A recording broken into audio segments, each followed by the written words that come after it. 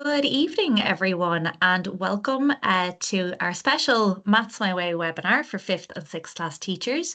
You're very welcome, and thank you for taking the time out to join us this evening to go through Maths My Way for 5th and 6th class. My name is Ciara Walsh. I am one of the commissioning editors here at Folens, and it's been my absolute pleasure to work on this programme for the last 3 years or so, and to be sharing it with you all now. Patrick Newry will be joining me shortly, and he's going to take a deep dive into some of the content for 5th and 6th class in Maths My Way, show you how we're supporting you through some of the content which is new for senior classes in the primary maths curriculum, and how the extra supports that we give you for implementing the pedagogies from the new curriculum as well with your senior classes. So just before we get started with that, just a couple of little housekeeping bits. First of all, this webinar is being recorded, so you will get the recording in the next couple of days. You can use it if you've got colleagues who are also teaching 5th and 6th class and will be interested but couldn't make the webinar this evening, or indeed to just look back over specific bits and pieces yourself, and the slides will be shared with you as well. There will be a teacher yearbook sent to everyone who has joined us this evening. So don't worry if you've, logged on using different details, anything like that. We will be able to track it down and get your teacher yearbook to you. And then finally, please do use the chat functionality to ask questions. We really encourage everyone to participate in the chat this evening if you have any burning questions, anything you're wondering about. We very much want to make this an interactive session as much as possible. So while we've prepared lots of content to show you, we also want to hear from you. So is there anything in particular that you want to know about how we support 5th and 6th class with the new curriculum? And in particular, the books for 5th and 6th class are only just coming out now. So I know a lot of people mightn't have seen them in person yet or had a chance to really get stuck into them. So that's why we wanted to do this webinar, to give you a chance to really just have a deeper look at the books and ask any of those questions you have. So please do drop questions into the chat. I'll be on in the background in the chat the whole time while Patrick is presenting, so I'll answer questions as I can, and then I'll come back on screen with Patrick at the end, and we'll go through any questions that Patrick can answer for you. Okay, so I am assuming that everybody who has joined us this evening has a little bit of a sense of Maths My Way already. So we had a webinar series that we've run this year, which was more generally about Maths My Way, and I know a lot of people will have been at that. Or you might have been talking to your reps. You might know people who've used it in junior infants to 2nd class last year. So I'm assuming kind of a base standard for everyone in what is included in the Maths My Way programme, so that we can get straight into the deep dive. But just to do one quick overview of the components, just so we're all clear.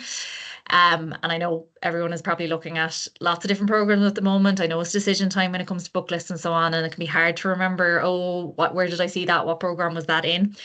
So just for a quick refresher of what is included in the Maths My Way programme, we have student books for every class. We also have daily teaching slides that go along with those student books, and you'll see some examples from 6th class later on. And there are also lots of samples online that you can have a look at.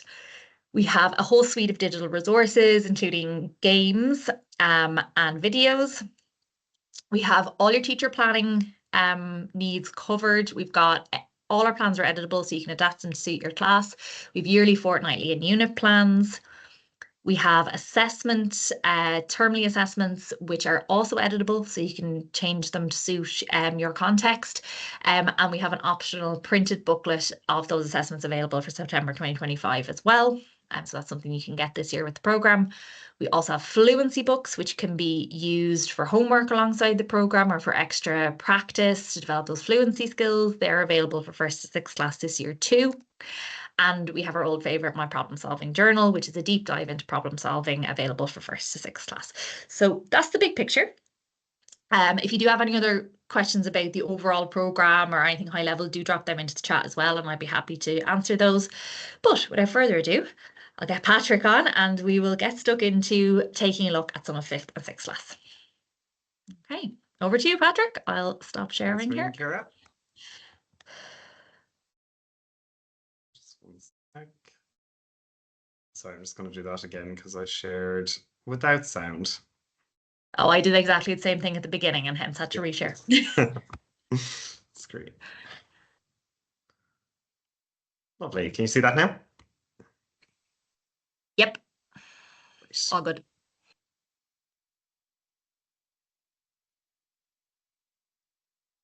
Hey, so thanks a million, everyone, for being here this evening to hear a bit more about 5th and 6th class. And as Kira said, we chose 5th and 6th class for the deeper dive this evening because the 3rd and 4th class books have been out there longer. You've probably seen them in your schools. The reps have been around with them. And in 3rd and 4th class, you also have the 1st and 2nd class series that's fully out there to go back and look at. So everyone on your Folens Online account should have access to the full suite of junior infant 2nd class to really get a sense of what will the program look like next year when everything is there. But 5th and 6th class is the one where we're working away on it to get it fully ready for you for September, and really excited to see some of the content out there, and hopefully you get some ideas today that you can bring back to your classrooms and try out in these last 5-6 weeks of school. So hopefully there's some ideas here for you to really engage with the new curriculum. So as Kira said, my name is Patrick, and I'm teaching in Scoil Cronin Senior National School in Swords. And I'm teaching 6th class this year. This is my 3rd year teaching 6th after teaching 5th for 5 years, or for 3 years before that. So 5th and 6th class is an end of the school that I'm extremely comfortable with. Love working with our senior students, and particularly maths lessons. There's so much scope to get children engaged, and delighted to see some of that making its way into Maths My Way, and having those tasks there for students. I did my MEd in DCU and focused on the area of maths education. So I'm coming to this with a background, real interest in maths education and the new curriculum, and really trying to embed those elements and the pedagogical practices into what we've put together. The sentence stem that everyone will be really familiar with now from the new curriculum is that through appropriately playful and engaging learning experiences. And that has a slightly different slant on it, I think, when it comes to 5th and 6th class, because sometimes playful is seen as maybe the younger end of the school, or the resources are more inclined for the younger students. But we really wanted to bring the resources up right up to 5th and 6th class to show how they could be used in really powerful ways to explore deep mathematical ideas. Like with my own class tomorrow, we're going looking at the idea of circumference, and we're bringing in the morla that they wouldn't have seen since they were in maybe the junior school for playing with and for developing motor skills, but they're there using it to help them learn about the circumference of the circle. And you also have the word engaging, which is those deep, rich tasks that get children engaged in maths and getting them excited about figuring something out for the first time, or solving a challenging problem. I'd really encourage you to try out That's My Way with your classes before the summer. As Kira mentioned, you're going to get copies of tonight's slides emailed to you, and there are loads of activities in here that will be perfect to try out with 5th and 6th class. Most of them I've tried out with my own class, and they've gone down really well. So hopefully there's some nice ideas there for you. And they're really designed to kind of look at that idea of bridging the gap. Sometimes certainly I've heard the expression that content isn't changing, but the way you teach it is changing. And while I think the big change is in the way we teach and how we change, there is also changes in content. And we'll look at that on the next slide as well. But there is differences. There's different priorities. There's new strand units there that have extra emphasis that they didn't have before. There's slight rearranging of topics. Maybe things that would previously have been in 6th class are now in 5th class, and then that means in 6th there's an extra push up again.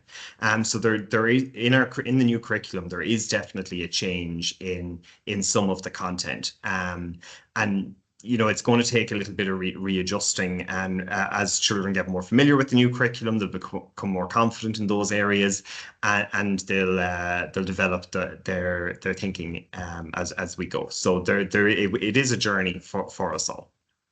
And we're going to look next at the elements and the pedagogical practices. So here you'll see you have the strands and the strand units of the new curriculum. And the big ones that are kind of changing is, like, in shape and space, there's no more lines and angles, but that's embedded into the topic of spatial awareness and location. In every year, we have looking at map work and the idea of cardinal language and interpreting maps that wouldn't have previously been in maybe part of your year's maths work. In measures, you'll see that all of the different measures are combined into one measuring strand unit. So rather than being seen as completely isolated, they're connected. We have chants brought in at an earlier age. So there's definitely differences there. And our big aim is to make that change as easy as possible for you. That we've spent so much time looking through the curriculum, planning it out, making sure that everything is hit throughout the year and throughout a child's time in school. We've used a spiral approach throughout writing the programs. So, like for the units that I've written personally, I've looked at those units the whole way up through the school, making sure that there's progression there, that the children are building on what they've done the previous year, and making sure it's as cohesive for you and for the children. You also see the elements there, the understanding and connecting, communicating, the reasoning, and the applying and problem solving, and they permeate all lessons, and you'll see those in the examples we've picked out. At the same time as the elements going on, you have the pedagogical practices, or the how you teach. And again, this is where the emphasis is, especially in the age of training, which has been absolutely brilliant at highlighting these. And they are, again, throughout all lessons in Maths My Way. So they're there embedded for you. And the one feedback that I love hearing, and I've heard it from most recently from a teacher in our own school, who she came up to me at break time and she said, "Patrick, I was really worried about this new curriculum, and I wasn't sure what I was going to do next year. But I had to flick through Maths My Way, and I can see it all in there. Everything that we're being asked to do, it's all there. So really encourage you to have a look, see that for yourself, and really critically analyze it and see is it ticking the boxes for you. So this is an example of a place value lesson from 5th class, and each lesson is its own page with its accompanying teaching slides. And as Ciara mentioned, I'm sure most people here have been at one of these webinars before, so you have an idea of the structure. But always you have your page of activities, but they're all supported and supplemented with activities that are happening on the slides.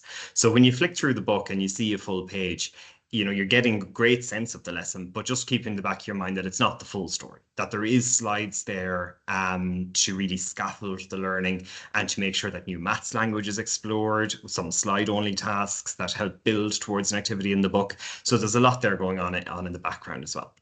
As we mentioned, we have our spiral approach. So you'll see that the same concrete resources, the same ideas are building as the children go from 3rd, 4th, 5th, 6th, and below that as well with 1st and 2nd class. Mathematical modeling is really important throughout the book, that it's not seen as something just for the younger children, that we're modeling these mathematical ideas in different ways. Concrete resources, as mentioned earlier, that they're brought in right throughout the school, and that we use open questions. These are designed to help challenge all children in your class.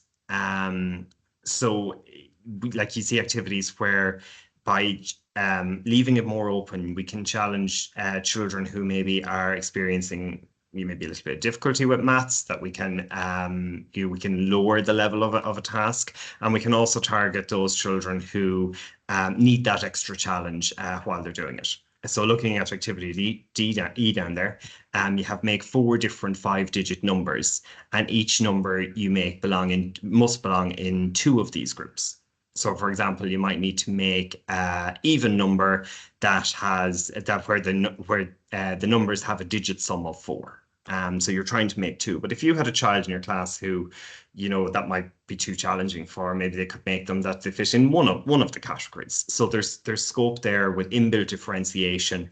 That when you're working with the children in front of you, that you can adjust these. And the fancy word that Iji would have put on that, and it's widely used in educational research as well, and in the maths community, is parallel tasks. That it's the same idea of a task, but there's slight changes to cater to the different children. And reasoning then is built in throughout the whole thing. Okay. Multiple methods and using different models were very important to us. One of the challenges that I think teachers in 5th class and 6th class often face is this whole idea of there's lots of different ways to do something. And I've certainly heard it before, teachers saying, oh, I just hate when books show them one way to do it on Monday, and then they have to forget that way and use a different way on Tuesday, and then they have to forget those 2 ways and use a different way on Wednesday. It's like, why don't I just teach them the final way all at once? And that's something that we've really taken on board and worked to try and make mathematical modeling work for children. So here you see an example where they're looking at a division, 518 divided by 14. And rather than spending different days looking at it all at once, or in kind of as an introduction, we're looking at different ways that this could be solved. And they're all placed together, that none of them is more important than the other way. There's no better way to solve it here. But there's lots of different ways, and the best way for each child might be slightly different. So I remember teaching this to 5th class and teaching division for multi-digit division for the first time to 5th class children. And for some children in the class all year long, repeated subtraction and using groups of repeated subtraction was the best way for that child, because they weren't ready to start thinking about it as long division, but they could use repeated subtraction very effectively. And as they were building their confidence, you could see that they were getting more and more ready to try out different methods.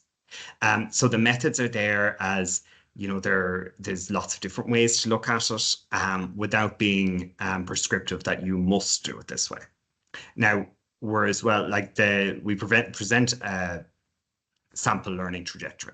So, we build on these different methods throughout the week with the children. And of course, the standard long division algorithm is there as well. Here's another example where we're looking at the multiplication of fractions by a whole number. And again, you can see that there's number line models used, bar models used, and an area model used. So different ways of exploring the ideas, because the different children in front of us are all going to have different strategies that appeal to them more. And by looking at different ways and talking about them and building the maths talk around it, we're going to find more ways to reach more children. And that's our whole aim here, mathematical proficiency, that children are feeling that they are maths people, that they have a strategy when it comes to solving something. And using these visual models is a great way of building that early understanding about these concepts. Here's another one where the double number line is used to explore the idea of percentages and getting percentages of a quantity. So you'll see that you have your percentages along the top, and then it's all about children running a race. So then if the race was 100 meters and Tyler had run 70% of the race, how far had they run? But then what if the race was 200 meters? How would that change? So we're using the double number lines to build on that, and then changing the distances further. So then what if it was 300 meters, 50 meters, 120 meters, and 250 meters? And embedding those visuals and those models in to help children make sense of the situation. Here we have another example where there's lots of different methods that are encouraged. So we have a number of multiplications that the children have to have a look at, and they're thinking, what is the best way to solve this? And it's that idea that always jumping straight into the written method may not actually be the most efficient way of solving something. So here the children are asked to see, like, which of these, have a look at them. Are there any that you can solve using a mental method? You know, that you can figure it out using your mental maths or your number sense. Are there any that use factors of a multiple of 10, which is a strategy we've looked at on the slides? Or are there any that you think a written method would be most suitable for? So they're, instead of just answering questions, they're really analysing them and seeing what's the best approach or what's the best way for me to have a look at this. And the emphasis is on that there's not just one right way of doing maths or being a mathematician, that and valuing different children's methods and their solution strategies. And we're focusing there on the analysis. So the opportunity is there to analyze which methods might be best for different types of questions.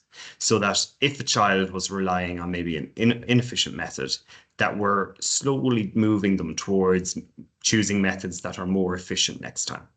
And that goes back to what I mentioned about division earlier, that a child might be using a repeated subtraction, and that might be the best method for them in the moment. But we're slowly moving towards more efficient strategies and trying to build up that mathematical confidence in our students. This is an example of a task for division, but we use tasks like this with the empty number frames repeatedly throughout Maths My Way, and they're great ways of getting children engaged in problem solving. They're open, so there's lots of different possible solutions. And I'm going to take this as an opportunity to show how Polypad is embedded with the program as well. So when you're teaching this lesson, this is in the book, but it'll also be on a slide for you, and there'll be the P Polypad symbol that you can click out to. And just to show you that here, so we have the problem repeated, but it's built in Polypad. And this is a feature of the program that I just love, because it's designed with you in mind to make life as simple as possible, to have your resources there at the click of a button, ready to go, that you don't have to start drawing this stuff up on the board, that it's just there for you. So here they're trying to use these digit cards to complete the division calculation below. You can use each card only once per division, and there's more than one possible solution. How many can you find? So this would be a nice one to have a go at yourself while you're listening, see if there's anything, and see if you can find out any solution. Pop it into the chat if you can. But it's one where having this resource and the Polypad embedded is there to make your life easier. So for example, you might say, well, teaching this front of class, you might say, well, what if I put 5 into the first number frame? 5 divided by 4. 5 divided by 4 is 1, remainder 1. And the pen works much better when you're on a whiteboard, not with a mouse. And then you're saying, okay, well, what number can I put in next? You know, what will I have to go with that one? Like, what if it was 16 divided by 4? What if I put a 6 in there? And what would 16 be divided by 4 be? And over on the reset tool, then you can just, if you want to restart, maybe you did one that doesn't work out, you can click reset, and then you're ready to go again. And the beauty of these problems that have more than one possible solution is that if there's children in your class who are struggling or finding it hard maybe to figure out what's the problem asking me to do, you can work through a solution that works with your class. So you could say, like what if I put 6 here? Okay, 6 divided by 4, we have 1, remainder 2.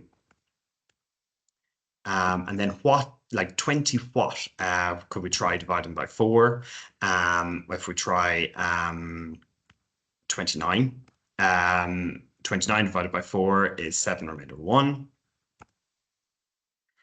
And then we need to put in another unit. So maybe 12 divided by 4 is 3. Okay, and we get a solution. But because it's open-ended and there's multiple possible solutions, it means that the problem is still active or it's still alive, and the children can work on it, continue to work on it. And now that they've found one solution, it's starting to build their strategies of what could the next solution be, or what could another solution be. So if you find a solution, pop it into the chat for us. Just going back then. This is an example as well of low threshold, high ceiling tasks. So where like there's different entry points by modeling a solution with a particular group of children or a child, as I did there, you're providing extra scaffolding, but that doesn't end the problem for the children. There's still learning to do there. There's still scope. Other children might need a lot less scaffolding and are working at finding more solutions. You'll see all of the different types of tasks that IDEA have recommended in their micromaths embedded in Maths My Way.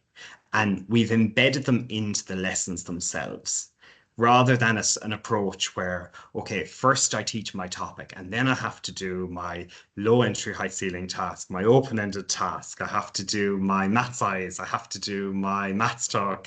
They're not separate things that you have to do after the lesson you would have taught, say, last year.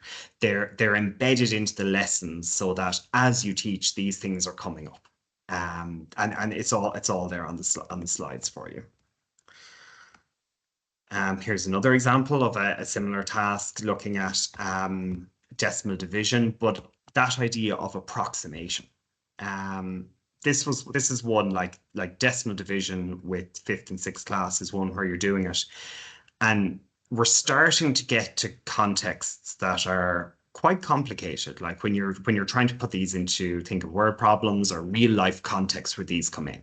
So that's why approximation and the use of estimates is so important, that we're really thinking about the numbers involved. So here the children have to build a number, but they're trying to get an approximate quotient of 2. So an approximate answer of 2. So they're thinking about their rounding. They're thinking about what numbers they could put into the different frames. For example, maybe if they picked 23.4, that would round to 20, divided by 10 would give them a quotient of 2. If they did 64.2 divided by 31, again, they'll have an answer of 2. And then might want to see, okay, well, all of those answers rounded down. So you might challenge children then to say, well, can you find an answer where instead of rounding down, you round it up? And they might go with something like 56.3, which would round to 60 again, divided by 29, which would round to 30. So many different answers there. And again, an open task that even by doing an example with the class, you're not ending the problem. Sometimes with problems, especially a more traditional word problem that we'd be used to seeing, if you show the children how to do it, that's just the end of it. They just then know the answer, or they know how to get the answer. Whereas with this, by working with a small group, you're not taking the challenge away. You're working on building the idea together, and then there's scope for them to go off and try to find another answer. Another example here with our fractions, where they're trying to build fractions in order, but they can only use each card once again. So for example, you might look at this and say, what's the biggest fraction that you could make here? What would be a good starting point? Or what are some big fractions you can make? So you might think like, well, I could make 8/9. Could I make an improper fraction like 9/2? So lots of discussion there. What's the smallest fraction you can make? Which is smaller, 1/8 or 1/9? A lot of thinking going on. What fractions might be around the middle, around half? And then maybe children have come up with a good few answers, and you're asking, okay, well, now what if your biggest fraction was a half? Can you find two that are smaller than that and still in order? So again, huge opportunities here for parallel tasks, kind of saying, I guess the key sentence starter for the teachers is what if? Like, what if we changed this slightly and said that it had to be all improper fractions? How would that work? So the same base task that all children can work on, but with a couple of little what ifs, it can easily be adapted to really challenge all children in front of you. As the research would show, like in Ireland, we're really good at catering to the children at the lower end of our classes. And but we're not quite as good at the top end. So it's about creating those opportunities to really challenge everyone in front of you. Here are some more. That's addition and subtraction, and some of the digits have been smudged out. So it's like something over 4 plus something over 12 equals 10 over 12. What could those numbers be? And here the children were trying to build that problem-solving skill of working systematically. That like, well, what are the options for the quarters? Like, it could be 1 quarter, could be 2 quarters, could be 3 quarters. Can't be anything greater than that to still give us 10 12ths as our final answer. So then if it's each of those, what does that mean? How many 12ths would have to be added on? And you're getting that idea then of common denominators. The children are practicing what each of those quarters would be in 12ths, but doing it in a way that, is a little bit more engaging than just doing a list of calculations. There's that problem solving element to it as well. This is an example from our 2D shape unit. And here, if you just have a quick glance down through activity B and activity C, you're going to see the word sum used there a lot. And that's used throughout the entire program. And it's again to create that low entry, high ceiling element that we're working with every child in the class.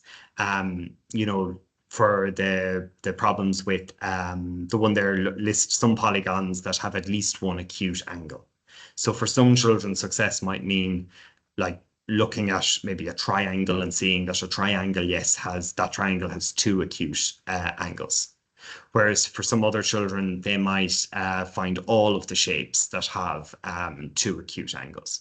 Or they might look at shape D and they might say, okay, well, that has 2 obtuse and 2 acute angles. Look at shape B. That has all 3 types of angles. It has 2 acute, 1 reflex, and 2 obtuse.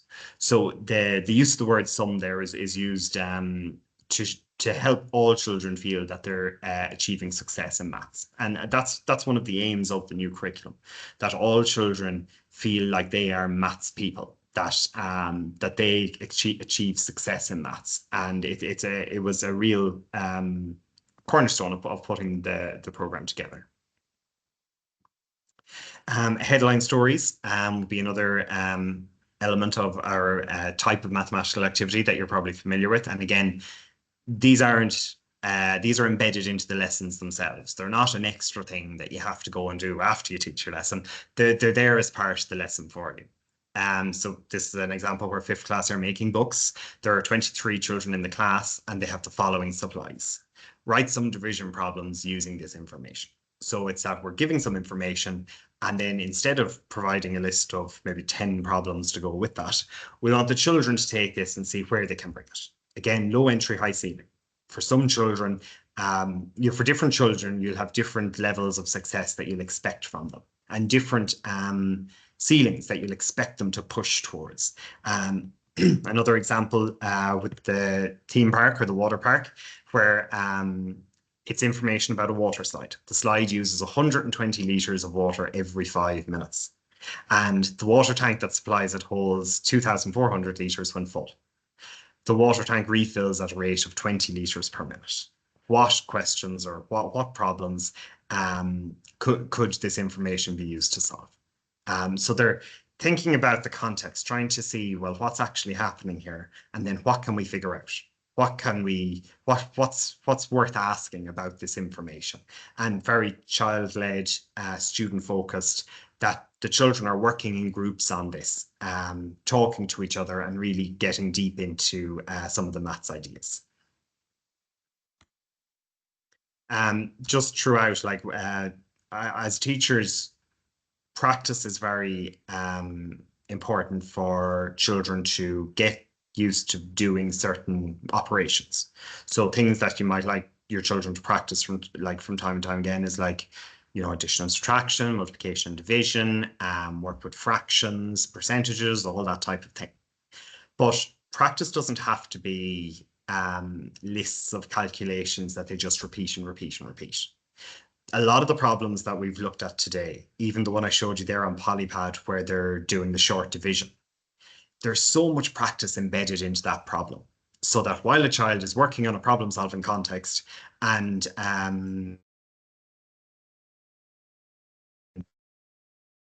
short division over and over again. So it's like a way of embedding that practice into a more engaging context where instead of becoming a chore or 20 calculations that I have to complete, there's another purpose to it, but they're still getting to practice short division for you. These are activities that have been very popularly received, and they're used throughout as well. But there are examples where our different characters from the series have completed calculations, but they've made mistakes. And it's that whole idea of building growth mindset, or, that mistakes aren't something to be ashamed of, but they're an opportunity for learning. So that by looking at how someone completed something and analyzing it, we can learn and we can help each other. It's a bit like the whole idea that like children have, I find that children are very comfortable proofing each other's writing in literacy lessons, that, they're happy to offer each other suggestions, to have a look at spelling, to give each other advice. But we don't do as much of that maybe in maths. So it's about bringing that idea of, we're not pointing out that you're wrong. We're looking at the work and seeing, can we improve it and can we work together to make it better? And we've used that throughout to look at the different operations that the children meet throughout Maths My Way.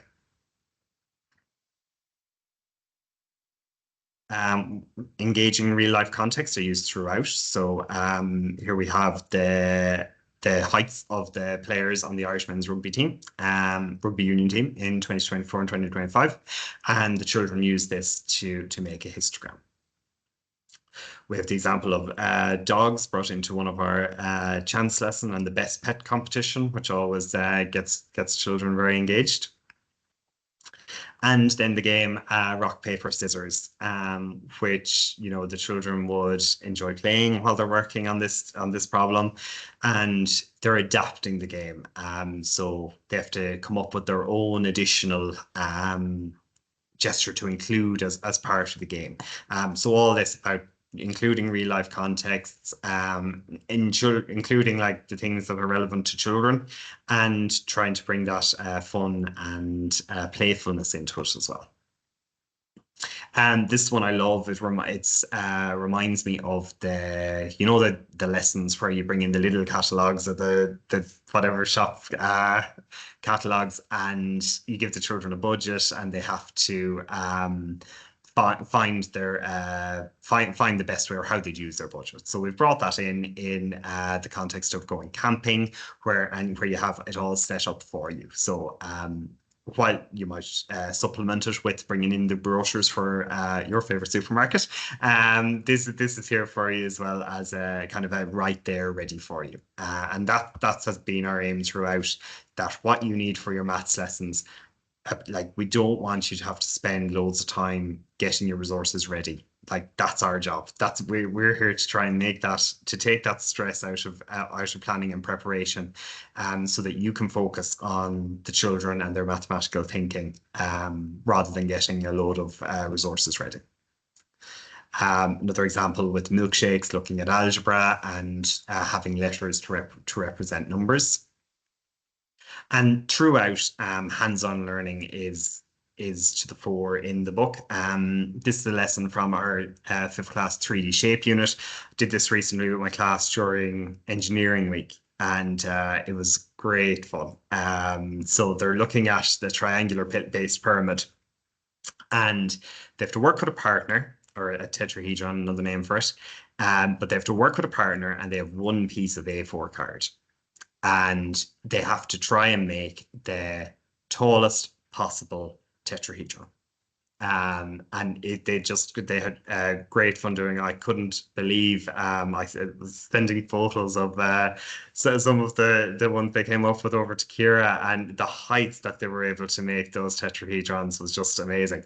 Like, they were taking pieces of paper, turning the A4 piece of paper, cutting it vertically down the middle, and sticking it onto the end so that they could make the triangles even taller. But huge linkages there to STEM, and just that playfulness and that fun into the maths lessons.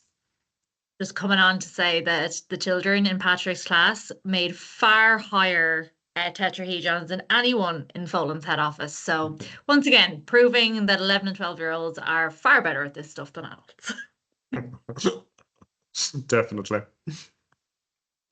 Here with like our fractions lesson, like like children in the junior school and in junior schools and junior classes are probably very familiar with using these pattern blocks during their play. But in 5th and 6th class, they might see them once a year, maybe if you're doing tessellation. So we've used these resources throughout the book so that they're used again and again. And here you see them being brought into fractions, where the hexagon represents one unit. So what fraction of the hexagon is the rhombus, is the trapezium, and is the triangle? And then more fraction related work, building that visual idea of the fraction, and a really powerful representation. And you might be saying, well, I don't have these in my classroom. And that's where Polypad comes in again. That if you have access to iPads, the children can have them there, can get all of these resources on the iPad through the Polypad website or app. But it's all there. It's all there for you. Again, something like this as well, even if you say you didn't have access to iPads or the physical resource and you just didn't have the budget for it this year round, like something like this is also very imaginable, like in terms of drawing and building a visual representation through drawing on the whiteboards. And I think for children to be able to draw about maths is one of the most powerful things you can teach them, especially when it comes to fractions and these more complicated concepts. If children can visualize what we're asking them to do and draw it in a bar model or in a in a chart or in some way, it gives them such a huge entry point to solving it and to figuring out the solution. We've games used throughout. Some of them will be on slides, some of them within the book themselves. But there's different games that are used throughout the series. This one is 3 in a row, where they're looking at negative numbers, so from 0 to -30. They're drawing a number line, making it nice and long, and they're taking turns to choose a number and mark it on the line, and the first person to get their 3 in a row wins. So bringing those playful elements into lessons. And these will all be there on the slides for you to have a look at, and they all have that coloured panel behind them if you're flicking through the book for a look at the games as well. Building productive disposition, or children wanting to figure something out or wanting to work through something, is something that we were conscious of throughout the whole authoring process. And here's an example of a task where there's that idea of everybody can get started, but everyone can get stuck. So when made 10 using only the number 3, try making 10 using only the number 4. Then try making 11 using only the number 4. Try making all the numbers 1 to 20 using only the number 4. So there's this build up there as you go through the different parts. And again, some children, if they work on part 1 for this part of the lesson, that might be enough for them. And there's that agency there that your children best, the class in front of you. And especially as you move to a new book for the first time, as you're using the new curriculum and getting through all the new content for the first time, you have to pick it and choose it to suit the children that are there in front of you. And because the books aren't writing, there's scope there to pick and choose the bits that will suit your class best. But we have all of the different types of activities that IDGE are promoting, that the inspectorate will be looking for when they're coming out. They're all in there for you, embedded into the lessons themselves, so that if you pick it up, you can feel confident that what you need is in the program, that if you choose Maths My Way. Okay, so they were some sample activities that we pulled out that showcase some of the different types of activities that are in the books that and particularly chosen because I think they'd be nice ones to try out with the children, see how they got on with them and see how they enjoy them. But I just want to show you as well an example of some of the teaching slides. So these are from 6th class and it's lesson 3 in 2D shapes.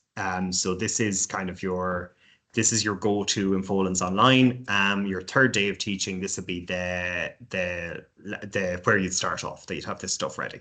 So you have your learning focus that you're using angle sum facts to make deductions about missing angles. And this is something that's new, that, you know, this whole idea of making deductions and inferring is quite a change from what was in the old curriculum.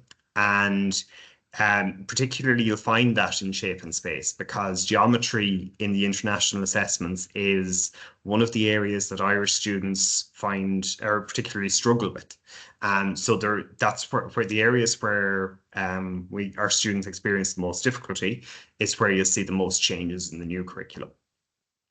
So you have all your information there, the resources that are useful to have, and everything ready to go.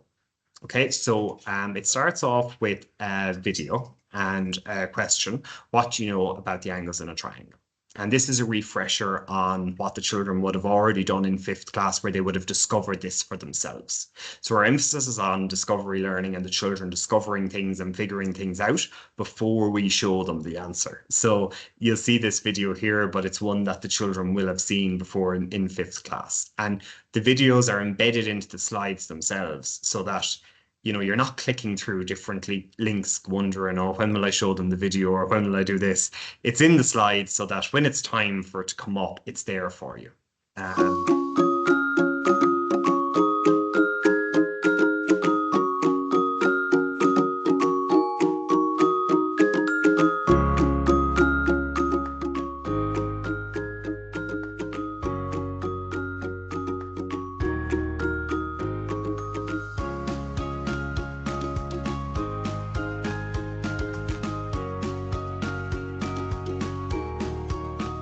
So here we had the video where, you know, we look at the three angles in the triangle and how they add up to 180 degrees. Now, particularly if I was using this next year for the first time with 6th class, and if I get the sense from the children that this is very new to them, again, particularly for the first year, this would be a great chance to pull out its paper and say, okay, well, everyone make a triangle. Make different triangles. Make sure everyone's looks different. You know, draw 3 straight lines on a piece of paper that intersect so that you make a triangle and cut it out. Then tear off the angles of the triangle and see, does it make a straight line? And then, you know, we're building that collective understanding. We all have different triangles, but it works for all of them. Particularly if it's something as you're getting a read on the class and what where they're at. Then the next task is to use the protractor to find the missing angle in the triangle. And again, here, you're not going to be asked with Maths My Way to draw these shapes on the board and try to figure it out. It's all here built into Polypad for you. And if you click the P button, it brings it out of the slides so that you have just a bit more space to manipulate, to move things around, zoom in and zoom out, to, you know, you have the tool there for you to twist around and to figure it out in front of class with the children. Okay, so everything you need is there for you. And then we build on what we did on the last slide with our maths talk. If you didn't have a protractor and you just saw that picture, how could you figure out the missing angle? And that's the whole idea of adding up to 180. We build in then to our student book page. This would be the first activity in the student book page. And the children are asked to find the missing angles in each of these triangles. And you see that that activity is on page 50. The 2 base angles of a triangle total 100 degrees. What could the 3 angles of a triangle measure? And find some different possibilities. Here again, you'll see your open-ended task that, well, the bottom 2 angles must add to 100, but there's lots of different ways to do that. For an extra challenge, you could ask some children to see, could they draw some of them? And next, we're looking at the quadrilaterals and building that idea. So in the same way that the children would have discovered that the three angles in a triangle add up to 180 in 5th class, now we're looking at the quadrilateral in 6th class. So we start with discovery. Like the children are using the protractor to measure each of the angles, find the sum of them, and seeing, is there a pattern? What's coming up when you add these four together? What do you get? And now our characters are going to build that up for us. Wynne knows the sum of three angles in a triangle is 180 degrees, and Blaise wonders if there's a similar rule for quadrilaterals. So we see the outlines of the shapes coming up, and each shape then being partitioned into two triangles. And then this is the idea of, oh, well, does this image that you see on the screen spark any ideas? So together they notice that two triangles can be used to cover a quadrilateral, and that the angles of the triangles meet at the angles of the quadrilateral. And the question for the Maths Talk question for the class is, what does this tell us about the sum of the angles in a quadrilateral? So rather than, like, everything here is scaffolded for you, because some of these ideas, like I've been teaching 6th class for 3 years. This is my first year looking at something like this, looking at the partitioning into triangles with classes. This content is new, and you know, it's scaffolded there for you with the Maths My Way. And then we have our video then to very similar to the triangle one, looking at that again. Next, we look at which angles in the shapes are equal. So trying to build connections between our properties of shapes and what that tells us about angles. And then some of the information is given to the children, and they have to use what they know to try and find the missing angles. So these slides are up, or else very shortly going to be up for you on folens.ie and Folens Online. So make sure to have flicked through them in more detail for yourself. And they might be one that you'd enjoy trying out with your class, where you have the full lesson ready to go. Popping on to say they are on folens.ie. I'll cover that off the end as well about where to find them. So they're there right now. Use them tomorrow if you wish. That's the end of your bit anyway, Patrick, isn't it? Yep. Good timing. Perfect. Great timing. I didn't actually know that I was coming back on permanently. So let me just throw up here just a couple of little points of information that might be useful for people, and then we will have a Q&A. Okay, so where are we? Here we go. Okay, sorry, they're Patrick's slides. Should have. Oh, yes, I need to skip along. Sorry. Give me 1 second, folks, and I will get to where we need to get to. I forgot we had so many slides this evening. Right. That should do it.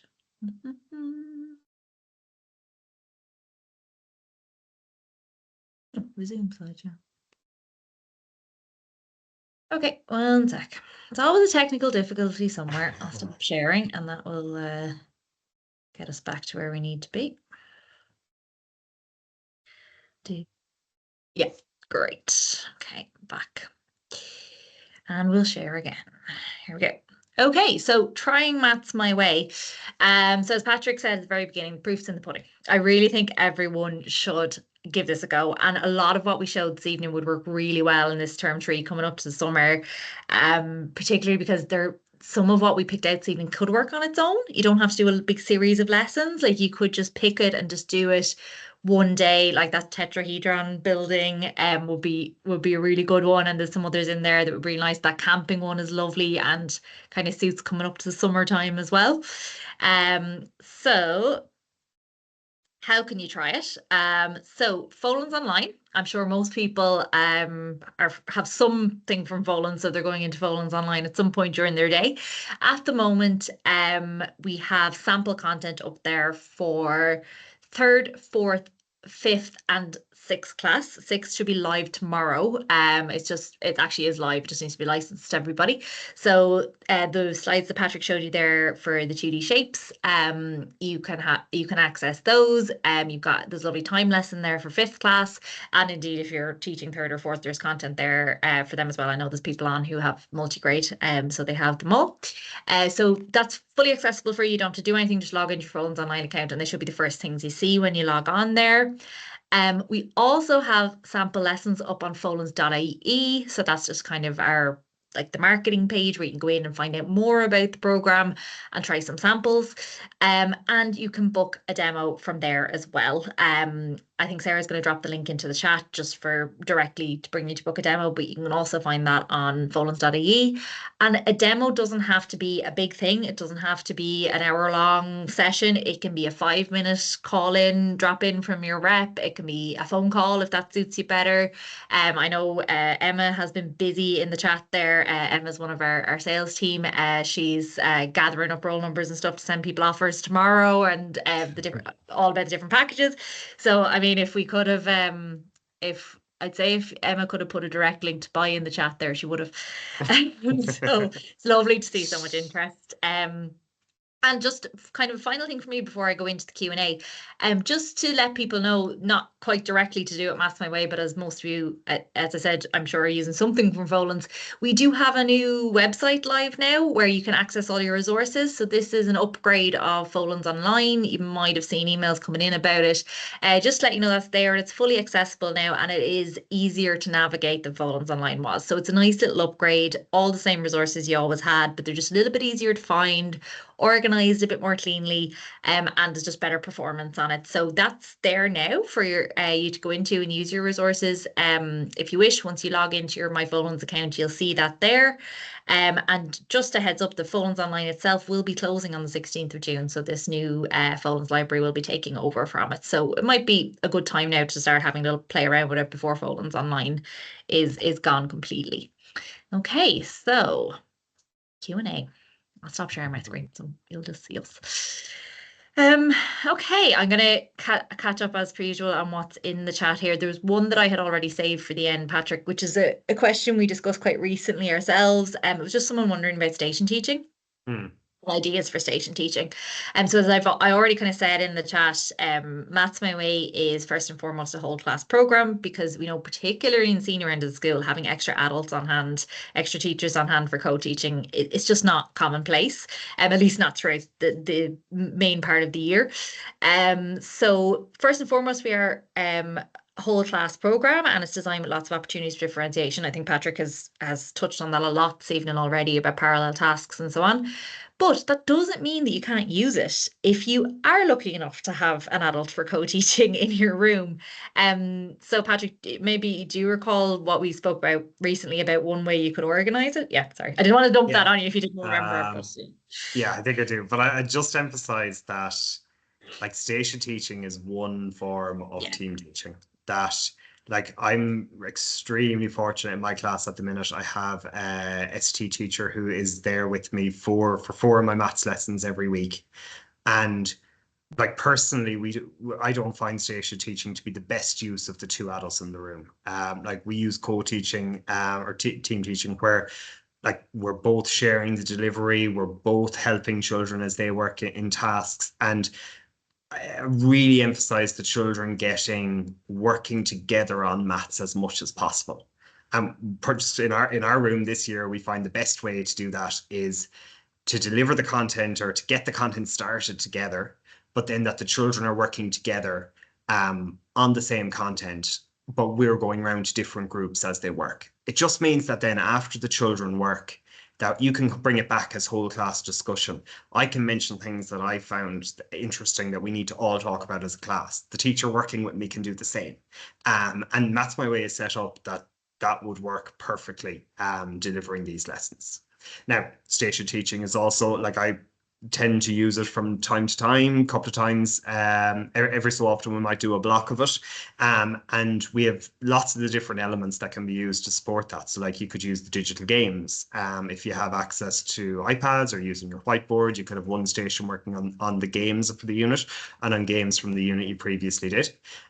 You have the practice pages at the end of each unit that could be used to go over some of the kind of the practice that you want to really focus on with particular groups of children to see where different needs are that you want to meet. We have, you could pick, like, if there was a game in the unit, it'd be a lovely teacher-led unit to revisit the game and to have another go at it. Or one of the rich tasks or open-ended tasks could be one of your stations as well. And there's lots there that can be used. Just things that you might do during a lesson, and you might say, "Oh, I'd love if the children got 15 more minutes just to look at this and focus on it." Those are the activities that you can pick out and incorporate into your stations. That's a very comprehensive answer, Patrick. Thank you. Too long, sorry. You have to tell me to No, shut not at up. all. It's a question that comes up quite a bit, so it's good to address it. Another question which comes up quite a bit, and it's in the chat again now, is just about the slides being available in Irish.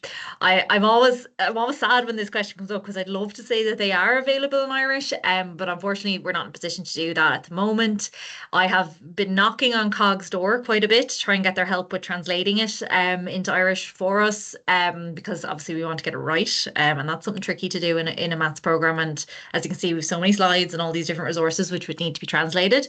So I will not give up on that. I will be continuing to see if we can get it available in Irish, but right now I'm afraid the answer is no. People were asking about, are the slides free on Folens? You don't have to buy them. No, you do not have to buy the slides. You just buy the book, and then you get the slides. And I know a lot of you here, if you're in 5th and 6th class, those books are going into rental or, reuse or whatever we're calling it these days, because I know schools are buying them.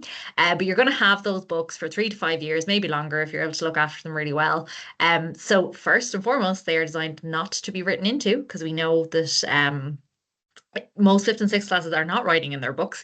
So we didn't want to create all these write-in activities that you then really frustratingly have to try and transcribe into a copy or whatever you're doing. So we really conscious of that as we were designing the book, and also that you will continue to have access to those digital resources throughout the time that you're using the book. As long as that book has been used in your classroom by the children in your classroom, you have access to the digital. So that's completely free and usable, or more so, the more accurate way to say it is, when you buy the book, you're also paying for the digital. That's how it works. What else have we got? This teacher there is using it in first class. Sorry, Emma had already answered that question. Just worth mentioning as well that like for people maybe who are using first and second class and like it, or people who've seen third class and like it, that the way we're writing the books is that the same team are working on every book. So if you like how something is done in third class, it's the same team building that up in 6th class. It's not that I'm writing 5th class and someone else is doing 6th and someone else is doing 3rd. That consistency of authoring is there from first class all the way up to 6th. Yeah, absolutely. And that's quite unusual. I know people sometimes don't get an insight into how book publishing works, but oftentimes it does work that way. There's someone will write first class, someone will write second, and they'll work together. But the way that we did this was a bit more unusual, but it worked so well for us, is that everyone kind of took a topic, and it varied a little bit, but it meant that you were writing that same topic from first class all the way to 6th, so you could really spiral the content, see how it developed, and then the job for the authors was to check in with each other on the topics within a book to make sure it all lined up, and they did a wonderful job of that. There's a really big team behind this program. They work so well together. Patrick's a series editor, so he has seen everything in the 3rd to 6th class books he has touched at some point or had some kind of input into. So Patrick kept all the threads together, but having that growth through the years has been really, really brilliant. And we've really seen, I think now that we're at 6th class and we're kind of finished the series, you can really see how well that has worked. And actually that corresponds quite well to a question that's come up quite a bit in the chat as well, which is about multi-grade settings. And the fact that the topics are also well aligned and that the same authors are writing them does mean that it is well suited to those settings. Patrick, I don't know if you want to add anything to that, but it's a question we get a lot. In a multi-grade setting, like I was speaking about tasks there from 5th class that I was using with 6th class. You're suiting the needs of the children in front of you. So if there's a task that you want the whole class to work on, you can pick one from one of the age groups that you're teaching. The fact that they're all on the slides means that in a multi-grade setting, like you won't have a book, you won't have one of each copy of the book for every child there, but at least the slide is there as well. So that if you're teaching, say it's from the 5th class book and you're teaching 5th and 6th, it's there on the slide so that you're not playing with visualizers or trying to get it up there. It's there on the slide for everyone to be able to see. So it's a bit more picking and choosing for you, and a bit more like it's definitely a bit more work, but the planning is designed to try and make that as straightforward as possible. But you know, the activities can be done across different stages, and the learning outcome for each stage is a 2-year learning outcome. So by working on a challenge or a task from 5th class with 6th class student, or vice versa, that's still aiming at that same learning outcome. Yeah, I think, yeah, that's very true. And actually, we also have new fortnightly multigrade plans this year. It's just something we're trying to help teachers in multigrade settings. So we're starting out with just doing them in the stages. So we have an infant, a first and second, a third and fourth, and a 5th and 6th. And it's just bringing the fortnightly plan for each of those classes together into one document for you, and allowing you to see really clearly where the overlaps are. So what learning outcome are we using? What mathematical concepts are we attending to? What are our lesson focus? And you can just see a little bit easier how those overlap. But we will hopefully be able to do more of that kind of thing going forward as well, because it is tricky when you're trying to deliver a new curriculum to up to 4 different classes in one room. So just to finish off on a couple of other questions there, I know lots of people are asking about how they buy it, and if there's different ways to buy it. If you don't want the book, can you buy the digital, all that kind of thing. Your sales rep will be able to help you with that. I know Emma's already been replying to people about that. We do have different options. If you are not wanting to take a book on this year, you can buy the digital. We have prices for that. If you're just interested in fluency books with the digital, there's an option for that. So there's an option for basically everything. Your sales rep will help you out as best they can with your individual circumstances. So do get in touch with them. There's links to find your local rep throughout the chat there, or just go on to folens.ie and you'll find them there as well.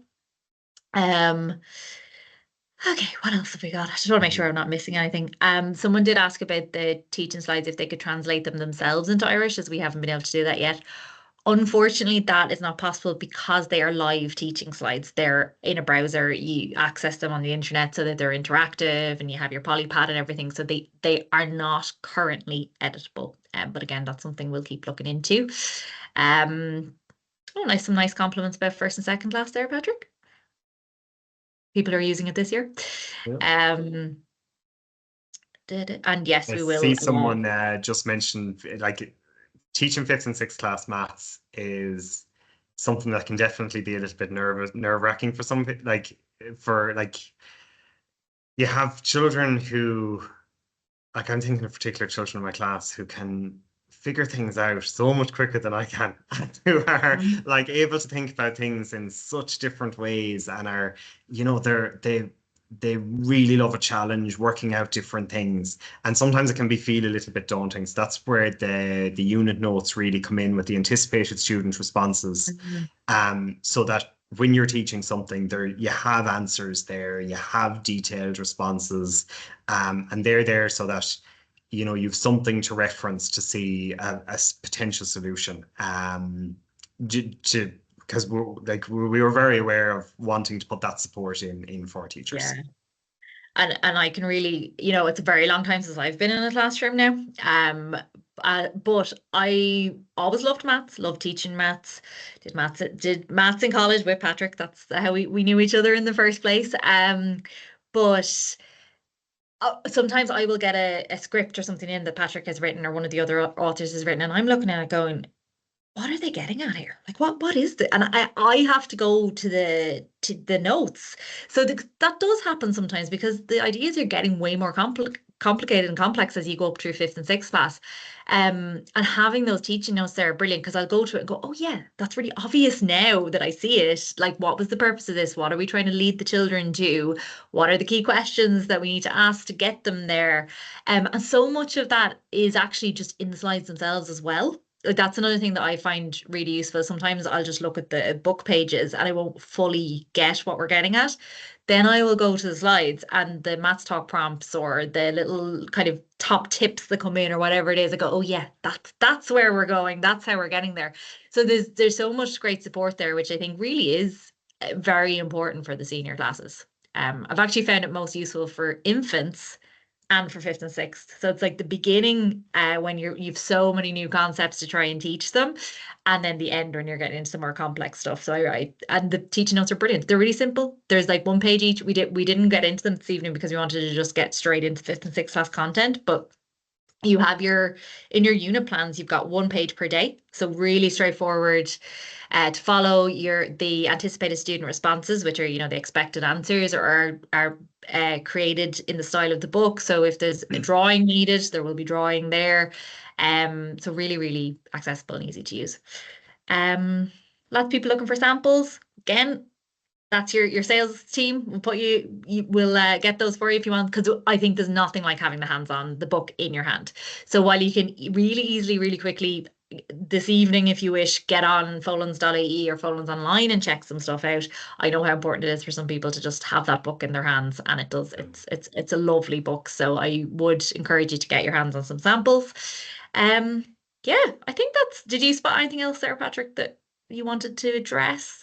I think that's I've just had a flick through the bottom end of it. I think, that's yeah. I think anything that kind of before we started the Q&A, I had answered most of what was there anyway. If there's little questions about, where to find certain things or whatever, feel free to get in touch with us about that as well. Again, your rep can help you with that, or you can contact customer service directly.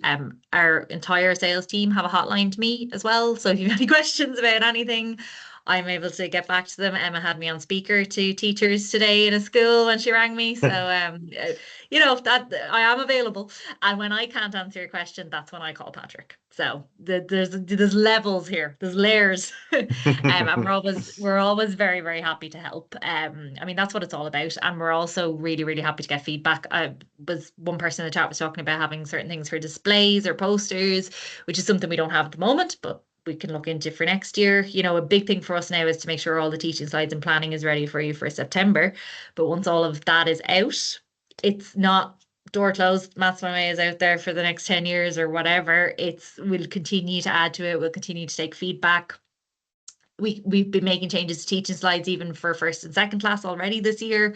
As teachers have given us feedback, we've added some bits in or changed some bits. And that's the great thing about digital as well, is you can do that really easily.